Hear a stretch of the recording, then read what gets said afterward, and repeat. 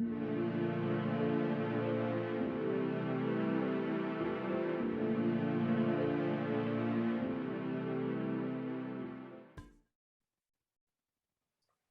bienvenidos a la Universidad de Conciencia, Sabiduría, Flor de Lis.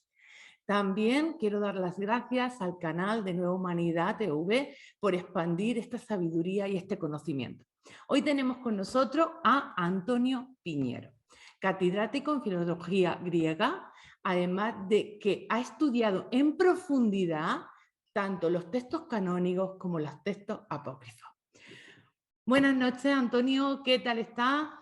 Buenas noches, te confieso que cansadito.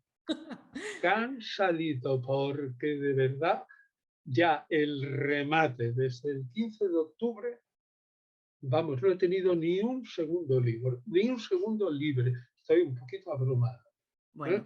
Que fue cuando apareció el libro este, el gordito del que luego hablaremos, el libro gordo, pero no de Petete, no es de Petete, es otro, pero no deja de ser gordo. Y entonces si me preguntas sinceramente te diré, pues estoy cansado.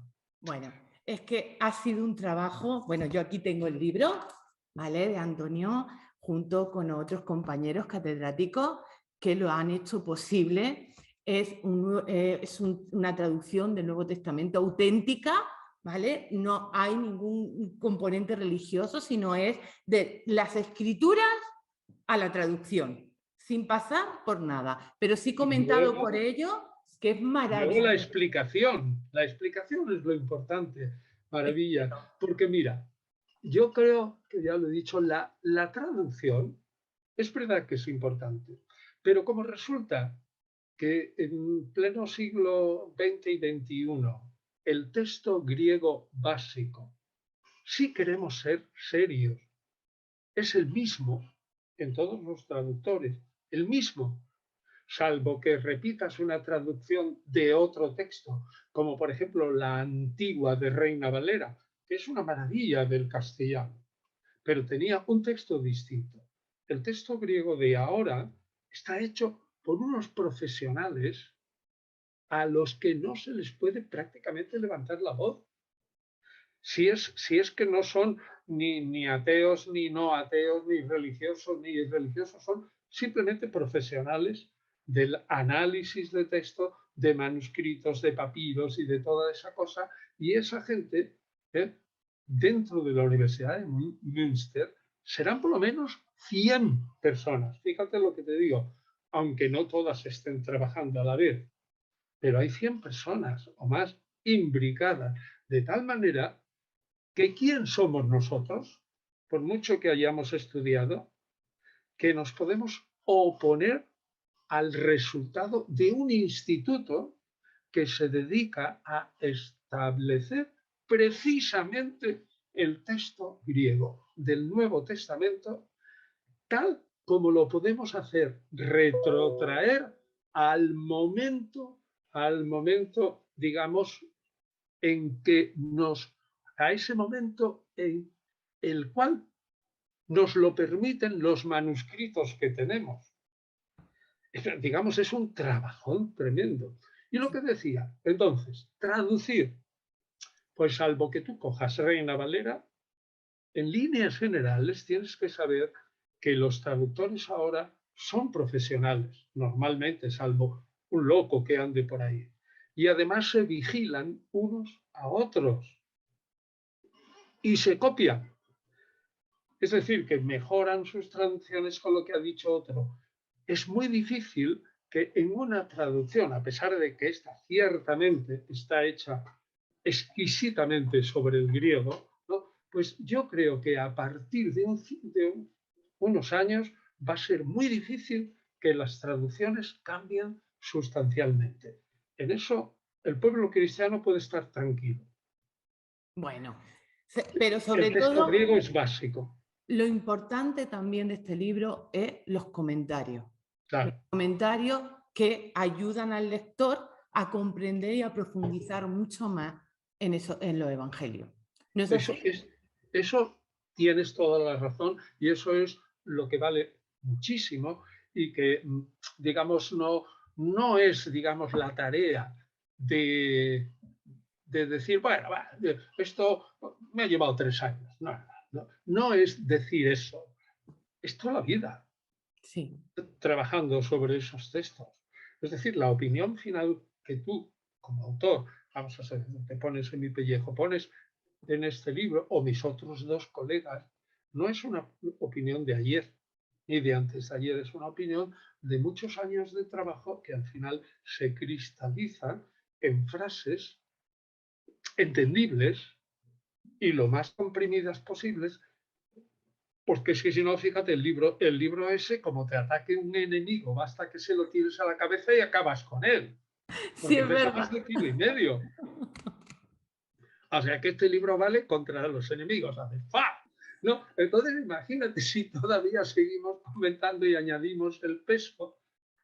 La cosa está que hemos dicho todo lo más que se puede en lenguaje sencillo, lo más comprimidamente posible.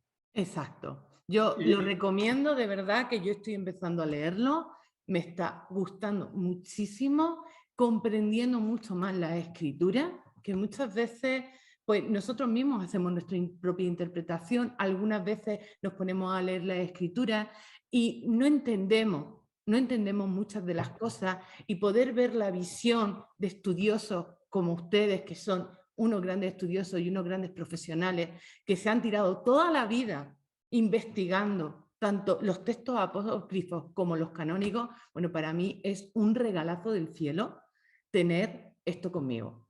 Así es que bueno, yo muchísimas te lo gracias. agradezco mucho porque eso es apreciar algo que tú sabes que es más como una misión, como un servicio y que de ninguna manera, lo estábamos hablando entre nosotros, tiene el menor sentido económico. No, Ninguno, ninguno, simplemente es como quien dice para cubrir los gastos del editorial, del transporte, porque esto mueve a muchas personas para que llegue el libro a la gente.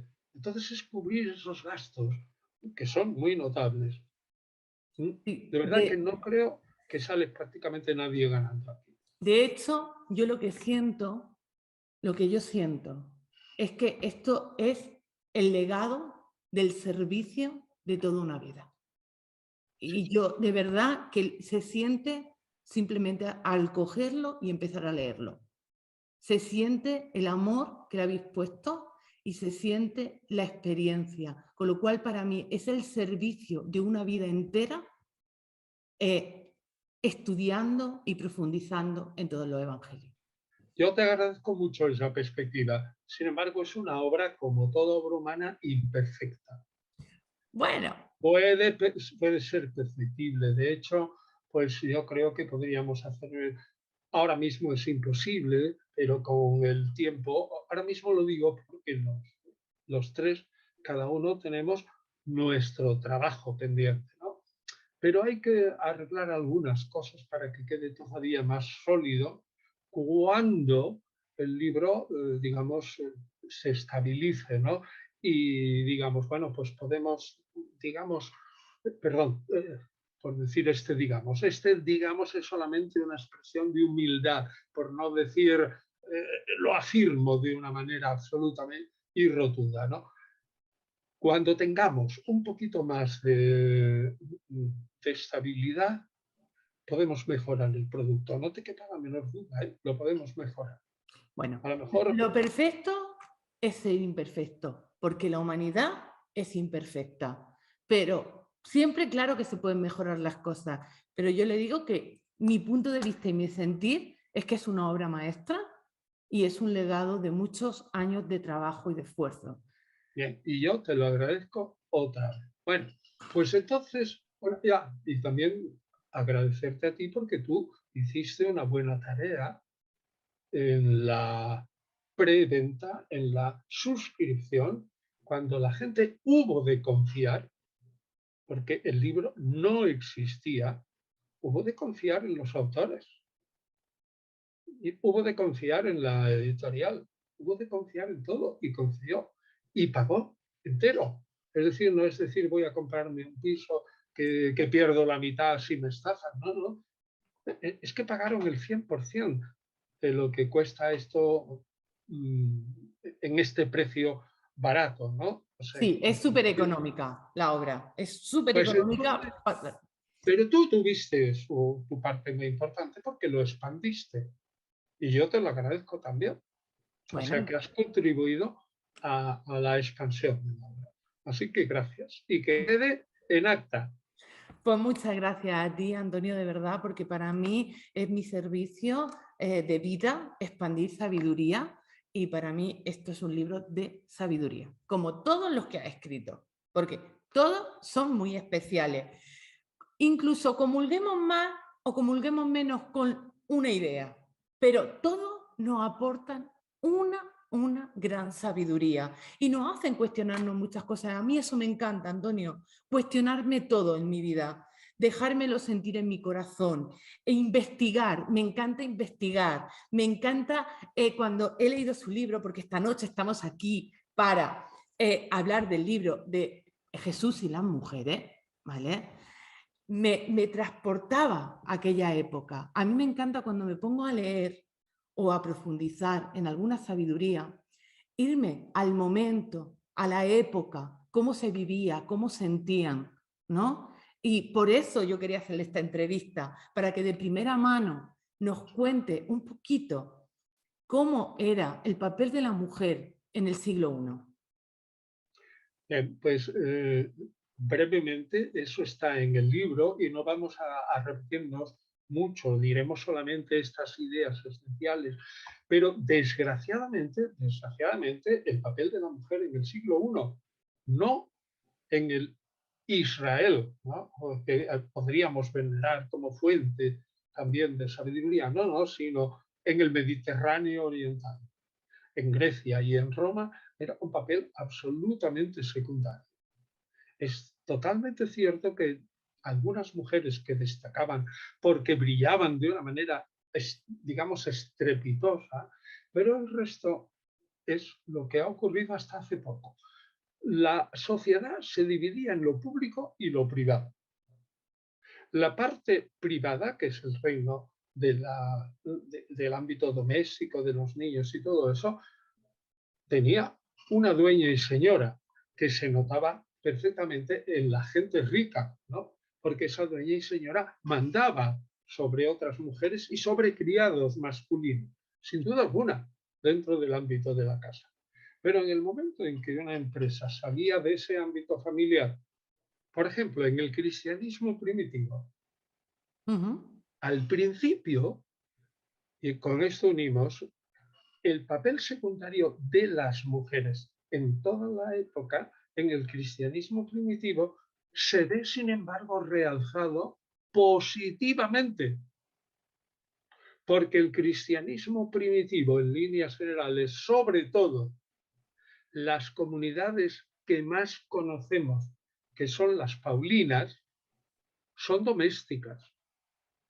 Es decir, al principio, la palabra iglesia no significa lo que hoy significa, es decir, un local más o menos bonito. Iglesia es una reunión y una asamblea que en griego, y se nos ha transmitido, es curiosamente, nada tenemos de arameo, nada tenemos de hebreo. Uh -huh. Nosotros, tan amantes de la cábala y todo eso, en el cristianismo primitivo no tienes nada, Es verdad, absolutamente nada. es verdad. Y no puedes decir que haya ninguna historia del cristianismo primitivo en los manuscritos del Mar Muerto, porque no la hay. Sencillamente por motivos de fechas incluso. Es decir, porque cuando los romanos acaban con el asentamiento, no existía ningún cristianismo en torno al año 66 o 64, por ahí, vamos. Existía solo un pequeño grupo. Pues entonces, vayamos a la idea. La mujer tiene un papel importantísimo. La iglesia en griego, porque no tenemos arameo para nada en el Nuevo Testamento ni en nada, la iglesia en griego significa el lugar donde están los elegidos. Qué ¿Qué bonito. cosa más bonita? No lo sabía, me Sí, encanta. ec lego da eclegia, eclesia, es el sitio en donde se reúnen en la antigüedad aquellos que son los elegidos, que no son esclavos, ni metecos extranjeros, ni libertos, sino aquellos en la fundación, digamos, de la democracia en Grecia a partir del siglo V antes de Cristo, pues ahí se reúnen al principio nada más que los hombres libres que tienen dinero para pagarse, son elegidos por la fortuna para pagarse unas armas, un caballo y una casa. Entonces esa idea de la Asamblea Popular, en donde no iba todo el mundo, sino solamente, no era la democracia como cree la gente, no, iban solamente los ciudadanos, que eran unos cuantos. La inmensa mayoría de los extranjeros y de los negociantes y de los esclavos y de los niños y de las mujeres no iban. Sin embargo, en una iglesia cristiana, los elegidos son hombres y mujeres. Y como al principio el ámbito es tan pequeñito y es doméstico, ¿quién es el que manda en los elegidos? Pues una mujer. Evidentemente, porque estamos en el ámbito doméstico. Exacto. Y eso es lo que refleja el cristianismo primitivo. Ahora, si tú me preguntas el papel de la mujer en general, como tú lo has leído, lamentable, ¿por qué? Porque no pintaba nada. Exacto, exacto. Porque no pintaba nada, era totalmente secundaria. Hay que decir alguna cosa, sin embargo, yo también lo indico, en Israel había una zona de Galilea, al norte, que le llamaban Galilea de los Gentiles, que quieras o no, los judíos más fanáticos tenían que abrirse al mundo, o si no se moría. Es decir, sus clientes, por ejemplo, de Jesús, carpintero, constructor de casas, pero en la parte de la madera especialmente, pues era un hombre cuyos clientes no eran judíos. Tenía que saber hacer cuentas en griego y en latín, y tenía que estar en contacto con esa gente. Bueno, pues sí que sabemos de mujeres que eran taberneras, que llevaban hospederías o que cogían los productos y iban al mercado y los vendían. O sea, que tenían tratos y llevaban el dinero. Eso en Galilea, en Judea menos. Es decir, que puede decirse que dentro de ese cuadro en que la mujer es secundaria, en Galilea había una cierta predominancia. Luego, desde luego, la mujer no tenía ningún derecho a la educación. Fíjate qué cosa más terrible. Ni siquiera que se le enseñara las letras, más que la tradición oral y, digamos, los principios religiosos que iban transmitiendo a sus hijos. No podían ir a la escuela. Piensan los talibanes ahora, ¿eh? ¿Y por qué cree que hacían eso? ¿Por qué, Antonio, no dejaban que la mujer fuera una mujer culta? No es que no lo dejaran, sino es que se necesitaba, la cultura era solamente cosa de ricos. Y se necesitaba la fuerza, la mano de obra femenina para mantener el campo y la casa. Entonces no se podía permitir el lujo que una fuerza barata como era el de una mujer en casa estuviera estudiando y dejara otros campos en los que podía rendir aparentemente de un modo económico más brillante. Bueno, pero sí se podría haber enseñado dentro de la casa, ¿no? El marido o el padre enseñarle a escribir, enseñarle la escritura. Sin embargo, no consta. Vale. No consta. Y no consta tampoco, sino que en todo caso, la escritura y la alfabetización estaba reservada exclusivamente a los varones. Y ahora estamos hablando, como nuestro fin es María Magdalena y el cristianismo primitivo, estamos hablando de Roma. Es un mito también, pero un mito mito propaganda de Flavio Josefo, el decir que el 90% de los varones israelitas del siglo I sabían leer y escribir. Eso no es verdad. Hoy día, por otros testimonios, porque tenemos papiros y tenemos otra información, vemos que eso es un mito. Si solo el 10% de los varones eran alfabetos, totalmente. ¿Por qué? Porque también esos eran escribidores, son los escribas, ¿no? Y se dedicaban a los contratos, a leer y copiar las escrituras sagradas que en Israel tenían importancia. El resto de los varones eran analfabetos funcionales. Sí, así es. Y además es cierto, ¿no? Corrígeme si me equivoco, que en el siglo I tener un libro, un pergamino, un escrito, era como alguien muy rico, alguien muy culto, es decir, Un libro de como, pergamino no lo tenía casi nadie. exacto, que no es como Hojas de ahora. papiro sí, que las comprabas caras y tal, y que eran caras. Claro, pero Y que era valían. personas con poder adquisitivo. Tenían que tener poder adquisitivo, ¿no es así? Vale. Entonces, si los varones, ya decimos de esos, que eran analfabetos, digamos, o que eran analfabetos funcionales, fíjate el papel de las mujeres. No sabemos cómo enseñaban los maridos a las mujeres en casa. Desde luego, en el cristianismo primitivo se dice expresamente, tanto en Primera Timoteo como en ese pasaje falso de 1 Corintios 14, 33, 31, por ahí, que ese es un pasaje absolutamente falso, pero ahí sí se dice que las mujeres, si alguna duda, que le pregunten a sus maridos en casa. Evidentemente, las mujeres tenían que preguntar algo, ¿no? Y que los maridos harían algo, ¿no? Pero vamos, no tenemos más que esos datos indirectos.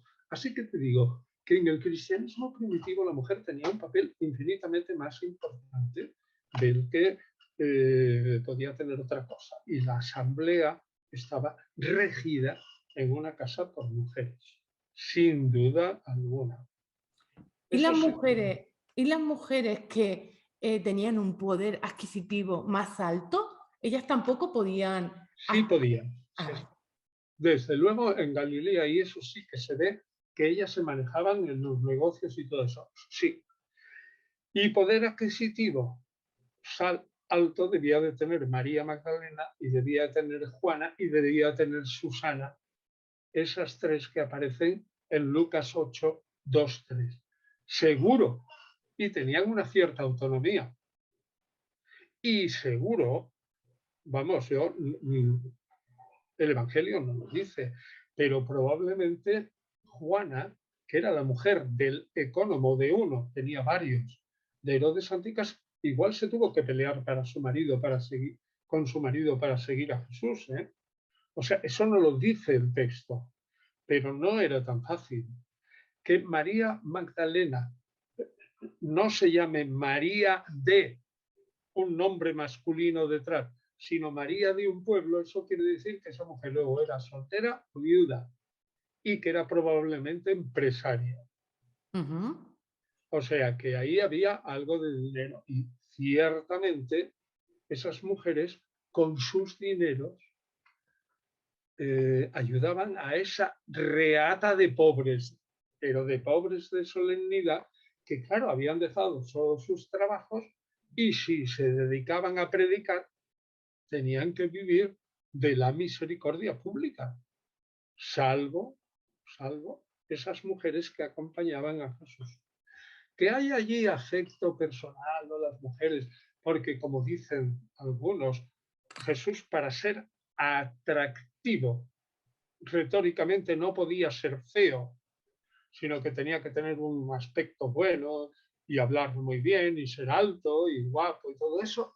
Eso son suposiciones muy plausibles, pero son suposiciones. Lo único que sabemos es eso. Es lo que te he dicho. La posición de la mujer en el siglo I en Israel era horrible. Ni tenía derecho al divorcio. Eso sí, sí que llevaba consigo una dote y si era despedida podía recuperar esa dote. Porque, claro, se quedaba en la calle, ¿no? Eso sí, pero no podía pedir el divorcio. Y allí había que pedirlo. El divorcio no es como ahora. Ahora tú vas, ahora mujer, tú vas al juez y le dices, yo me quiero divorciar. Y sabes perfectamente que no tienes que dar razón ninguna y que el juez te tiene que dar el divorcio, aunque se oponga tu marido. Eso es absolutamente impensable. En todo caso, las mujeres ricas de Roma sí lo podían hacer legalmente, pero en Israel no. Bueno, entonces, la situación era lamentable en sí. Que hubiera algunas gentes en Galilea que tenían dinero y, como se ve, eran capaces de regentar, como digo, pues una posada, hospedería o cantina o algo así, ¿no? Y que fueran al mercado, cierto. No tenemos, por ejemplo, ninguna mujer que fuera presidenta de una sinagoga, ¿Es cierto? Ujú. ni tampoco tenemos ningún caso de una mujer que fuera secretaria, el Hatzán, ¿eh? De la sinagoga, que fuera el secretario, el escribano, en fin, bueno, todo lo que se podía hacer de la secretaría, incluso el limpiador y todo eso de la sinagoga, no. Pero por otra parte, ese eh, judeocristianismo de Pablo anterior al que nos pinta, es anterior cronológicamente, pero posterior al que nos pintan los evangelios en la vida de Jesús, ciertamente las mujeres tenían un papel indudable. No hay que ver nada más que las mujeres, tanto en Filipenses como en Romanos, están, digamos, desempeñando papeles de jefas que ayudan a la comunidad en la administración económica y no sabemos si en algo más, probablemente más, que eran al menos diaconisas, que eran evangelistas y por lo tanto eran maestras. Bueno, Desde luego, en Pablo es ujú. claro que las mujeres pueden enseñar y profetizar Y y esto hablar en es, lengua. y esto es debido a la influencia de Jesús, Pues no lo creo. ¿no? O yo no puedo probarlo, Ah, porque vale. lo que yo estoy probando, lo que yo estoy hablando de las comunidades paulinas no son las comunidades de Jesús. Estoy mezclando un poco, como me has Ujú. dicho, en el siglo primero, ¿no? Sí. Tanto la situación con Jesús como la situación en las comunidades posteriores. Yo creo que la situación de Jesús está descrita maravillosamente por Luke Pacas en pocas palabras. Vamos a ver, Jesús era un individuo que se estaba jugando la vida después de que Herodes Antipas había matado a su maestro. Entonces, su predicación suponía el salir de su casa, esa esperanza que él tenía, Jesús, en poder predicar a la mayor parte de los pueblos de Galilea. Y de luego ahí que se expandiera por todo Israel, era un proyecto de fábula. Pero yo pienso que es un proyecto mental. Es decir, en la vida real de Jesús, esa vida pública debió de durar muy poco, porque Herodes Antipas andaba detrás de Jesús. Si es que Jesús es un sucesor y un discípulo de Juan Bautista, y Herodes Antipas se había cargado a Juan Bautista. Es decir, ese hombre se estaba jugando la vida continuamente, aunque no lo pinten los evangelios así. Bueno, pero el trabajo que hizo, Fue, fue cosa de varones. Siento decírtelo. A ver, dime, ¿quién predica el reino de Dios? Varón. sí. ¿Qué son los 12 discípulos que según Marcos 3 se Ujú. envían ya a predicar? Lucas 9, y Mateo 10, varones. Sí. En ese envío de predicar de 72, que solo lo trae Lucas en el capítulo 10, ¿quiénes eran? Varones. ¿Quiénes son los discípulos? Varones. Es que no hay el nombre de una mujer. Es que cuando Lucas habla de mujeres, emplea el verbo diaconein, de donde viene diácono. El diácono es un servidor y no emplea otra cosa. Se han hecho piruetas intelectuales para decir, este diaconein es seguimiento. Y seguimiento es igual a, fíjate lo que te digo, fíjate la pirueta.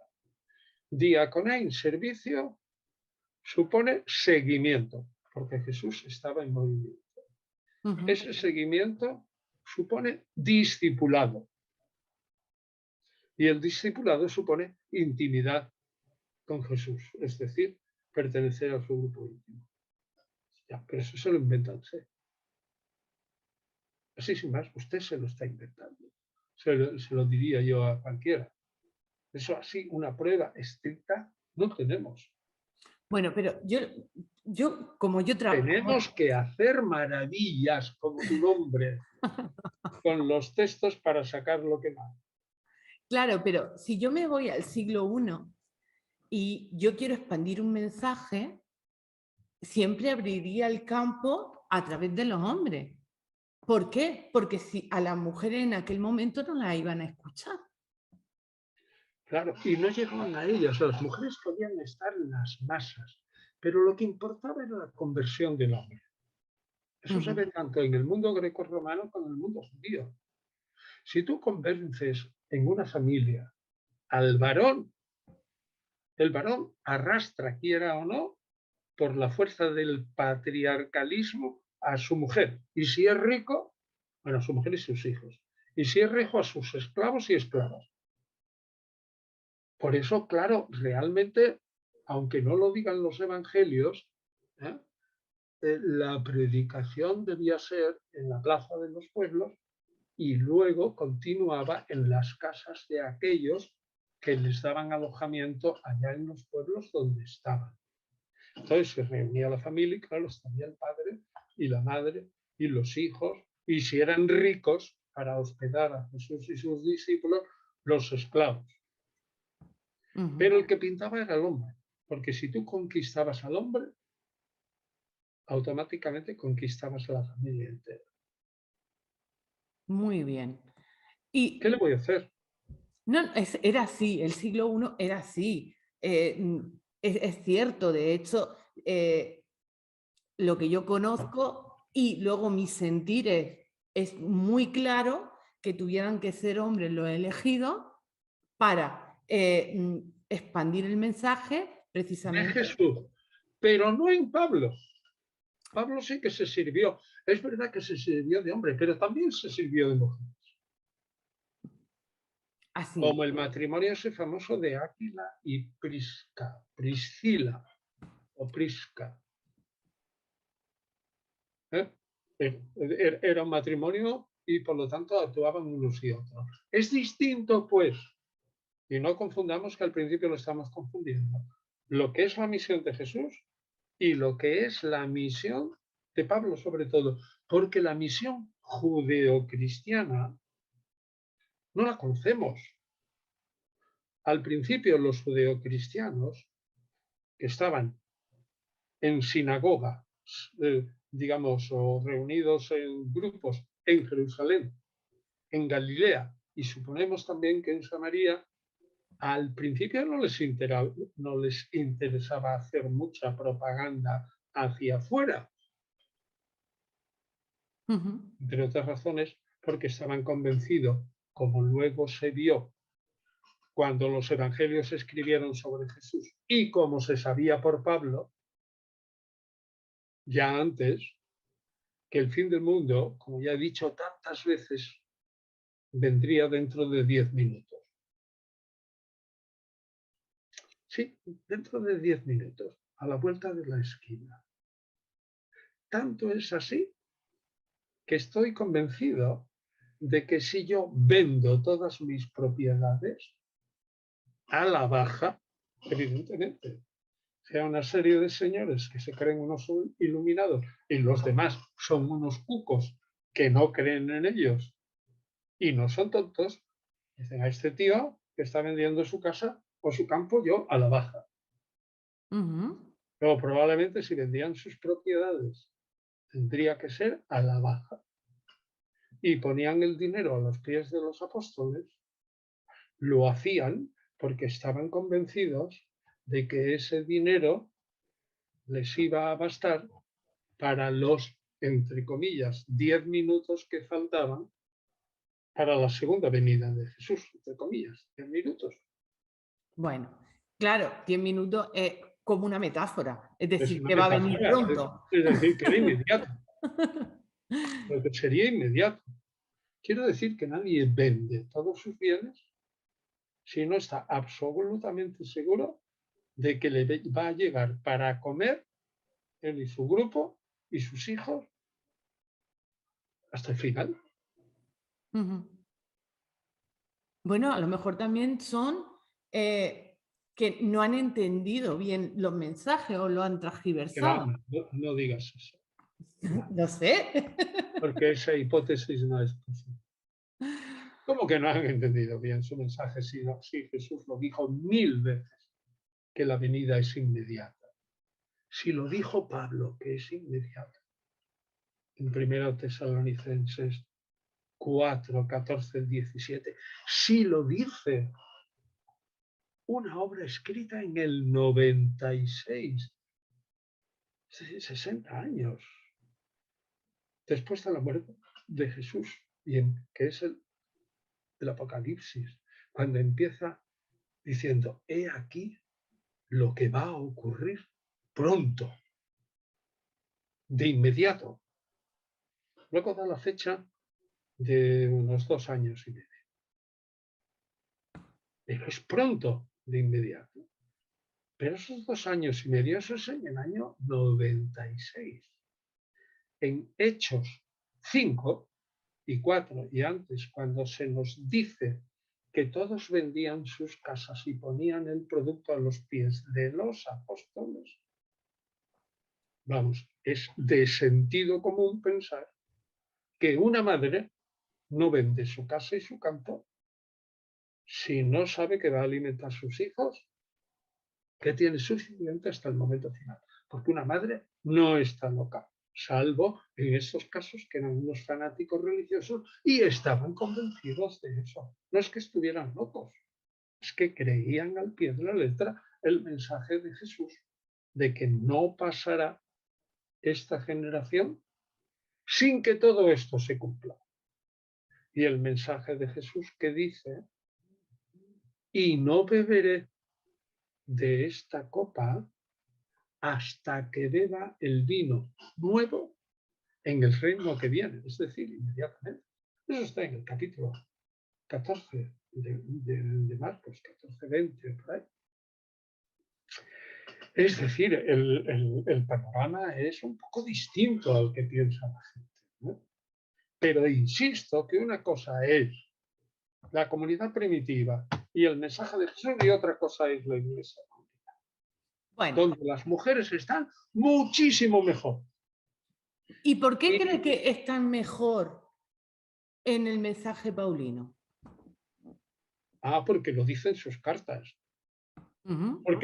Porque Pablo empleaba a las mujeres para la evangelización y porque Pablo en 1 Corintios dice clarísimamente, y ya antes lo había dicho en Gálatas 3:28, que desde el punto de vista de la redención, del tiempo mesiánico, del tiempo en que nosotros vivimos ahora, decía Pablo, y que dura de aquí a 10 minutos, lo repito 1000 veces, no hay hombre, no hay mujer, no hay esclavo, no hay libre, no hay siervo y no hay dueño, sino que todos somos exactamente iguales en Cristo Jesús. Ojo, no iguales sociológicamente. A Pablo le interesa, somos iguales en cuanto a la salvación.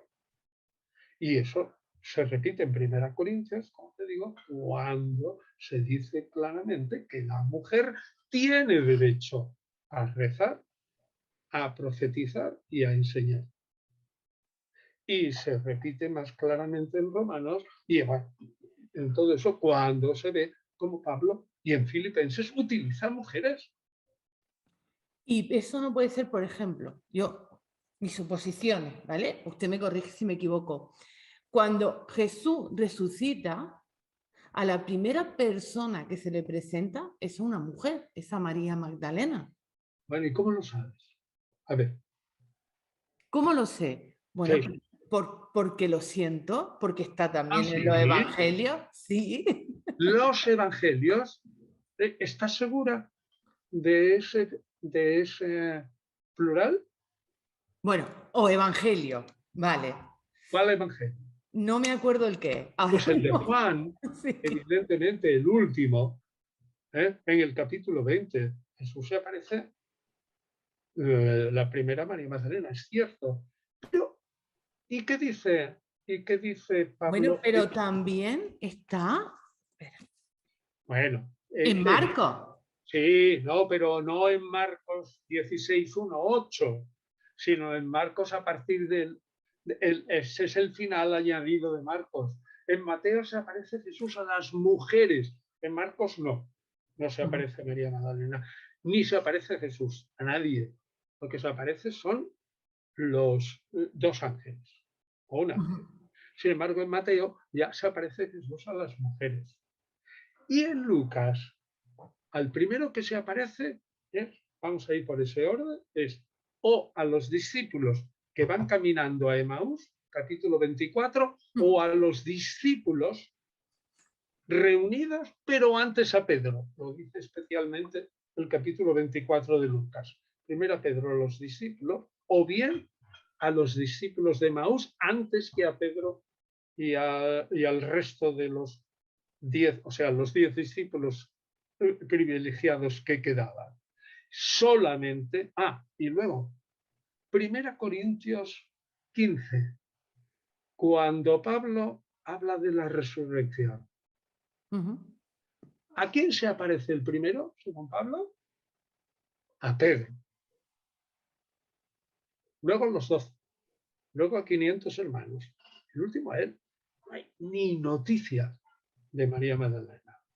Ni noticia. Y es la primera, ¿eh? 1 Corintios, eso está escrito en torno al 54, entre el 54, 56 o por ahí, antes de los evangelios. Y si hablas de, de apócrifos muy primitivos, que no hay que hacerle mucho caso, pero sí que hay una línea de tradición, tampoco se aparece a María Magdalena. ¿A quién se aparece el primero? A su hermano Santiago. A su hermano Santiago. O sea, que no me digas que eso yo, porque lo siento, porque lo sé, porque tú te estás hablando de un evangelio, que es el evangelio más tardío de todos, que ciertamente el evangelio de Juan lo he definido en el libro gordo como una enmienda a la totalidad de los 3 evangelios anteriores.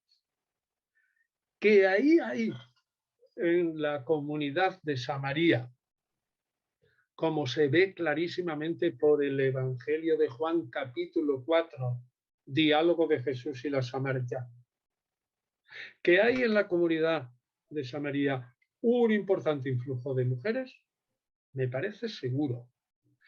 Que esa comunidad se traslada probablemente, como dice Gonzalo Fontana, probablemente da ese supuesto en el libro gordo, cuando habla del Evangelio de Juan, que se traslada después a Éfeso, es muy probable. Que allí en Éfeso hay una tradición sobre María Magdalena y las mujeres y todo eso, unida a esa corriente mística, gnóstica incipiente que se percibe en el Evangelio, el cuarto Evangelio, me parece evidente. Pero eso es una corriente dentro del cristianismo que algunos dicen, claro, es una corriente, pero ¿por qué?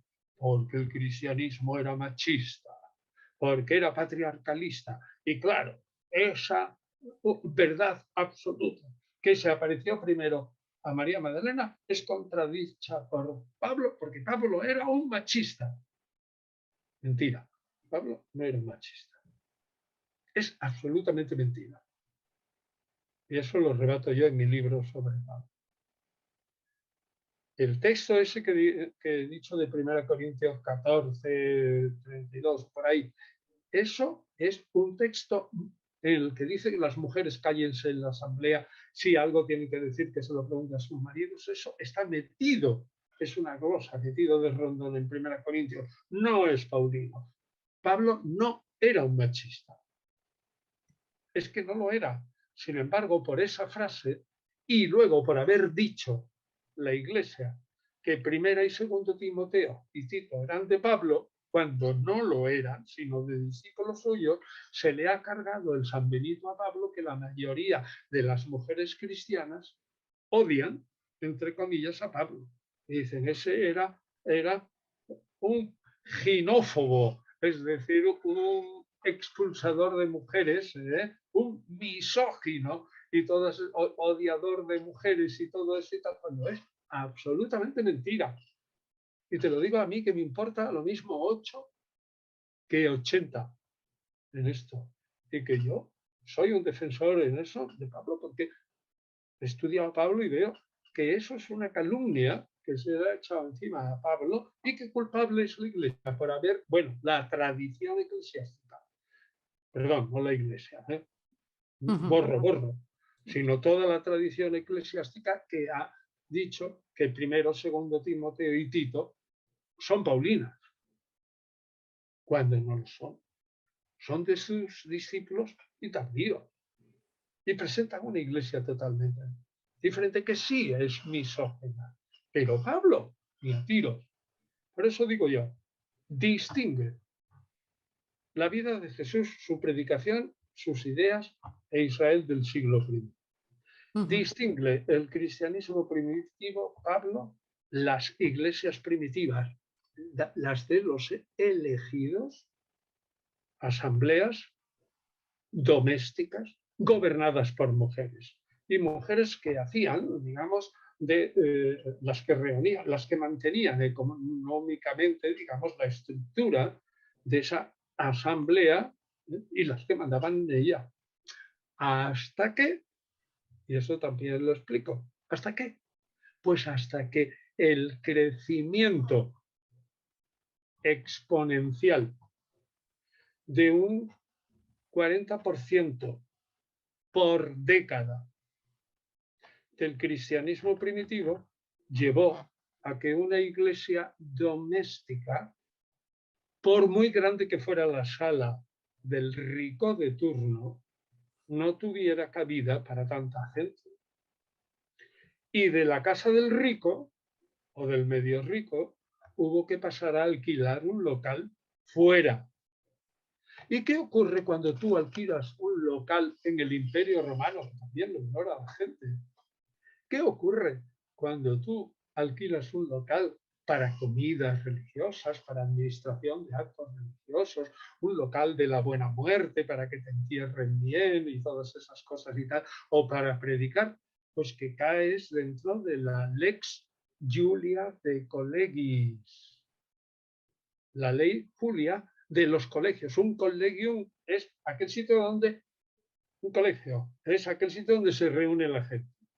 Caes dentro de la Lex Julia de Collegis e inmediatamente eres una institución pública sujeta a impuestos y a vigilancia de las autoridades. Por tanto, en ese momento, la iglesia de los elegidos, doméstica, mandada por mujeres, por el crecimiento del 40% por década de la población, y al alquilar locales pasa automáticamente del ámbito privado al ámbito público y pasa inmediatamente del mando de las mujeres, sin más, al mando de los varones, sin conspiración patriarcalista ninguna.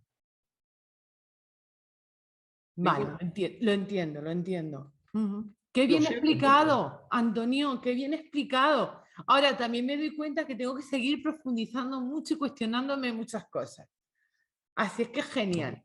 Para mí, seguro que para todos los que nos están escuchando, todo esto nos está removiendo, ¿vale? Porque a mí me remueve cuando hablo con usted. Claro, me cuenta la historia, me cuesta todo el estudio profundo que ha hecho y a mí también me hace cuestionarme. Pero yo también, sí, yo soy muy de sentir. Yo leo todo y me lo voy dejando sentir. Y voy preguntándome por qué, para qué. Pero eso es, la mayoría de los varones no tenemos esa cualidad. Te Sí, lo aseguro que no la tenemos. Es una pérdida increíble de sentimiento afectivo. Y te digo yo una cosa. La mayoría de los varones no han caído en la cuenta que la maternidad es un superpoder. sí. Ya le digo que tengo 4 hijos. Es un superpoder. Y que lo que siente una madre jamás llegará un varón a sentirlo. Es Eso cierto. es evidentísimo. Entonces, como es evidentísimo, digo yo, ese mundo tuyo, madre de 4 hijos, tú has ejercido 4 veces un superpoder. ¿Eh? Sí. Es que es un superpoder. Traer a un ser humano aquí es un superpoder. Pero que lo digo 1000 veces, es un superpoder del que no caemos en la cuenta los varones. Y entonces resulta que cada mujer tiene una profundidad afectiva que espontáneamente tú dices, sí, sí, yo conozco, pero yo lo siento.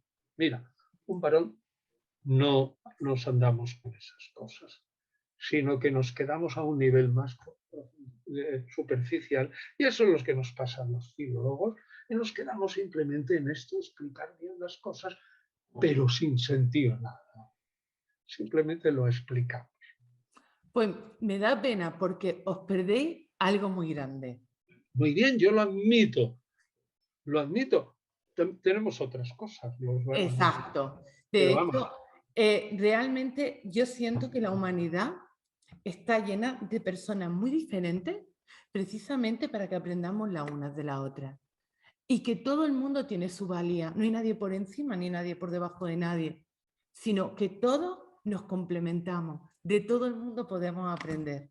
Y a mí, Antonio, de verdad, me encanta aprender contigo. Aunque en algunos puntos pues no tengamos la misma mirada, pero yo sigo aprendiendo con usted. Y aquí está la prueba viviente de que me encantan sus libros, tengo varios, y que los leo, los estudio, me meto en el papel y digo, a ver cómo lo están viendo, bueno, voy ahora a sentirlo, esto sí, esto no, que a lo mejor para ustedes es como, bueno, es una manera diferente, ¿no? De ver la vida. yo veo, sí, las cosas como un poco objetivas y Mm. sin sentimiento. Es decir, intento, quizás sea también mi temperamento, que es como muy ideológico, ¿no? Curiosamente, todos somos raros, ¿no? Porque puedo decir, tampoco puedo decir que sea un frío estrepitoso, porque si fuera un frío estrepitoso, tú a mí me pones, por ejemplo, ¿qué te diría? Vamos, el Gloria de la Misa Solemnis, y de solo pensarlo se me saltan las lágrimas.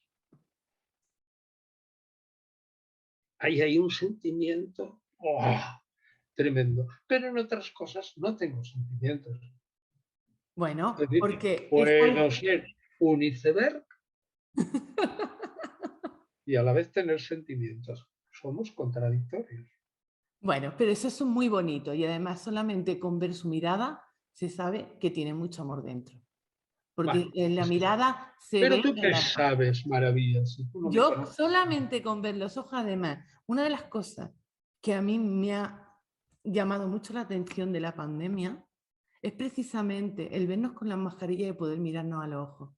Y cuando ves a las personas y las miras a los ojos, saben cómo se sienten. Incluso se puede ver, sin verle el rostro, cuando sonríen, cuando están tristes, lo que les pasa si están enfadados se ve solamente en los ojos.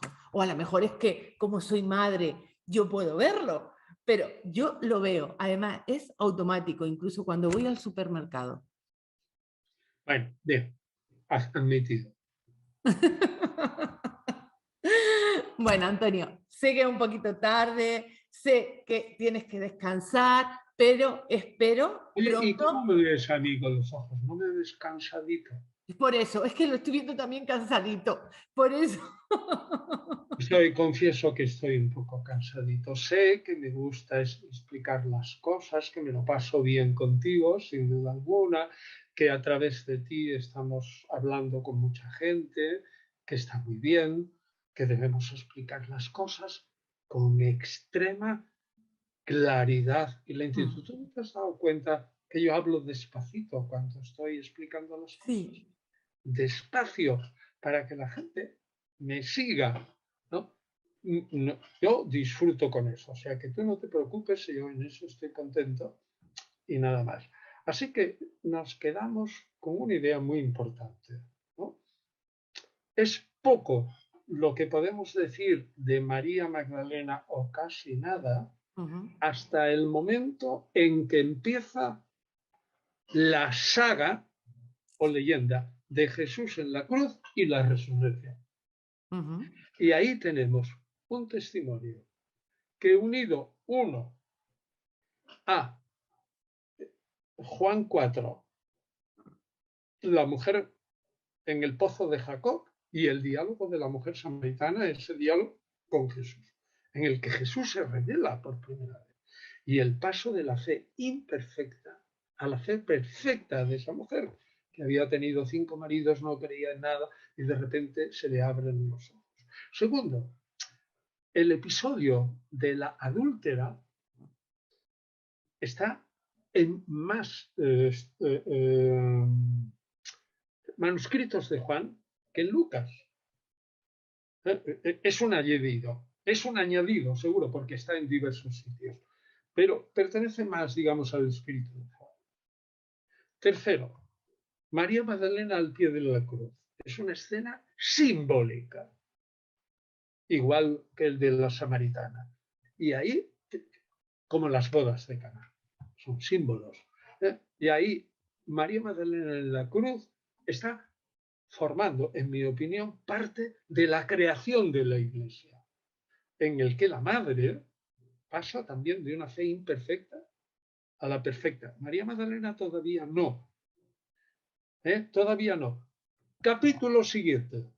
Aparición de Jesús a María Magdalena. María Magdalena tiene una fe imperfecta, pero fíjate qué papel más importante, ¿no? Ha jugado en todo el Evangelio de Juan, como ya te he dicho, capítulo 4, ¿no? Capítulo 7 al final con la capítulo 4, Samaritana, capítulo 7 al final. Esto adúltera, capítulo 19, 25, María Magdalena en la cruz, capítulo 20, aparición a María Magdalena. Pero fíjate que María Magdalena es el símbolo de la fe imperfecta. En ese capítulo 20, es que la gente no reflexiona. No conoce a Jesús, lo confunde con un hortelano y solo es capaz de conocer a Jesús cuando Él se le revela por la palabra. Y aún así su fe es perfecta porque le sujeta los pies y lo quiere retener para sí misma sin comprender que su puesto está arriba con el Padre y que ese tiempo de estar en la tierra ya pasó. Y después de ahí empieza la fe perfecta. O sea que es el tránsito de la fe imperfecta a la fe perfecta. Y esa es la línea de María Magdalena como discípula de Jesús, después que es una línea solo del Evangelio de Juan y los evangelios gnósticos y que está ausente del resto de la tradición eclesiástica. Pero es muy importante. Es decir, nosotros no podemos decir que no desempeñaron papel. Sí podemos decir que no desempeñó el papel ese que le dicen las gentes durante la vida pública de Jesús, que si su mujer, que si que no tendrá. Esos son cuentos, no quiero decir chinos para no molestar a los chinos, pero cuentos y leyendas no se puede sacar. Ciertamente, era una mujer fiel, estaba con otras mujeres de Galilea y los seguía, mientras que los varones huyen. Marcos 15:40. Ella está allí con otras. ¿Qué duda cabe? Ahí hay una línea que esa tampoco se puede rechazar. Y esa línea, antes, porque esa línea es antes y después. Antes porque es la vida de Jesús, después porque está dibujada por Marcos, que escribe cuando ya se ha muerto Pablo. Pero en la vida de Pablo, la mujer tiene una importancia tremenda. Y que se quede esto nuestros amigos hoy. Pablo no era en absoluto ningún enemigo de las mujeres, sino todo lo contrario. Bueno, pues Punto. Se acabó mi discurso. muchas gracias, Antonio. Bueno, pues que cada uno que nos han escuchado se deje sentir, que siga investigando sobre toda esta información, porque a mí me parece algo súper apasionante. Yo sigo profundizando, sigo estudiando y sigo aprendiendo de todo.